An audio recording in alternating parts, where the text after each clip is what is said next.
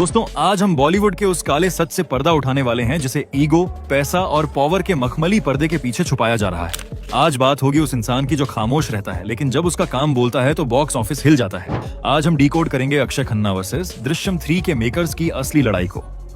बॉलीवुड में अक्सर कहा जाता है कि यहाँ खबरें बनती नहीं हैं बल्कि प्लांट की जाती हैं, लेकिन पिछले कुछ हफ्तों से जो ड्रामा दृश्यम 3 के सेट के बाहर चल रहा है उसने इंडस्ट्री के अंदरूनी हलकों में खलबली मचा दी है। सोचिए, एक ऐसा एक्टर जिसे लोग एक वक्त पर भुला चुके थे, वो अचानक बॉक्स ऑफिस का बाजीगर बन जाता है। लेकिन जैसे ही 2026 की शुरुआत होने वाली होती है और दृश्यम 3 की शूटिंग शुरू होने में सिर्फ कुछ ही दिन बचते हैं, खबर आती है कि अक्षय खन्ना फिल्म से बाहर हो गए हैं। वजह बताई जाती है, एक विग। जी हाँ, मेकर्स का कहना है कि अक्षय खन्ना फिल्म में विग पहनना चाहते थे और मेकर्स को ये मंजूर नहीं था। सुनने में ये बात कितनी अजीब और बचकानी लगती है ना?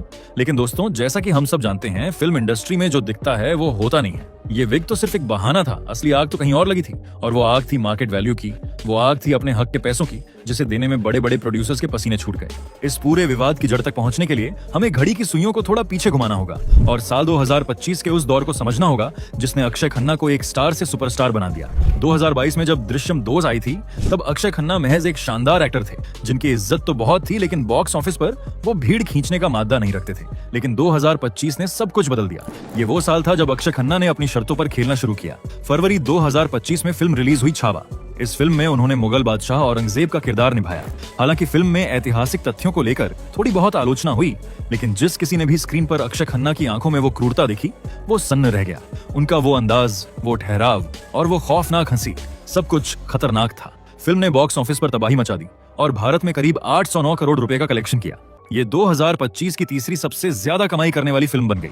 लेकिन यहाँ रुकिए, असली खेल तो अब शुरू होता है। जब हम इस फिल्म के आर्थिक पहलू यानी इकोनॉमिक्स को देखते हैं तो एक बहुत बड़ा अंतर नजर आता है जो किसी भी इंसान के स्वाभिमान को चोट पहुंचा सकता है। छावा के लिए विक्की कौशल, जो फिल्म के लीड हीरो थे, उन्हें करीब 10 से 20 करोड़ रुपए की फीस मिली। वहीं रश्मिका मंदाना को 4 करोड़ रुपए दिए गए। लेकिन अक्षय खन्ना, जिनका किरदार फिल्म की जान था, जिनके बिना ये कहानी अधूरी थी, उन्हें इस रोल के लिए मेकर्स ने सिर्फ 2 करोड़ 50 लाख रुपए का चेक थमाया। जरा सोचिए, आप 800 करोड़ कमाने वाली फिल्म में मुख्य विलन को सिर्फ 2 करोड़ 50 लाख। उस वक्त अक्षय खन्ना खामोश रहे। उन्होंने शायद सोचा होगा कि काम बोलता है, पैसा तो बाद में आ ही जाएगा। उन्होंने चुपचाप अपना काम किया और निकल गए। लेकिन अंदर ही अंदर एक सवाल तो जरूर उठा होगा कि क्या मेरी वैल्यू रश्मिका मंदाना से भी कम है? क्या मेरी एक्टिंग का वजन विक्की कौशल के स्टारडम के सामने इतना हल्का है? अभी छावा का नशा उतरा भी नहीं था कि साल के अंत में यानी दिसंबर 2025 में बॉक्स ऑफिस पर एक और धमाका हुआ। फिल्म धुरंधर।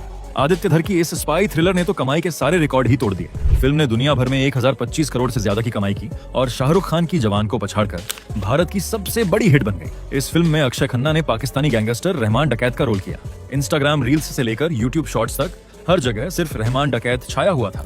लोग थिएटर से बाहर निकलकर रणवीर सिंह की नहीं बल्कि अक्षय खन्ना की बातें कर रहे थे। यहीं पर इंडस्ट्री का असली दोगलापन सामने आता है। धुरंधर के लिए रणवीर सिंह, जो फिल्म के हीरो थे, रिपोर्ट्स के मुताबिक उन्होंने 30 से 50 करोड़ रुपए के बीच की भारी भरकम फीस चार्ज की थी। 50 करोड़ रुपए एक तरफ और दूसरी तरफ अक्षय खन्ना, जिन्हें फिर से उसी रेंज के आसपास भुगतान किया गया। अब आप खुद को अक्षय खन्ना की जगह रखकर देखिए। आप फिल्म में जान डाल रहे हैं। आपकी वजह से फिल्म को कल्ट स्टेटस मिल रहा है। सोशल मीडिया पर आपकी चर्चा हीरो से ज्यादा हो रही है, लेकिन जब पेमेंट का चेक आता है तो हीरो के मुकाबले आपको सिर्फ 10% या उससे भी कम मिलता है। क्या ये बात आपको चुभेगी नहीं? क्या आपको ये नहीं लगेगा कि आपका शोषण हो रहा है?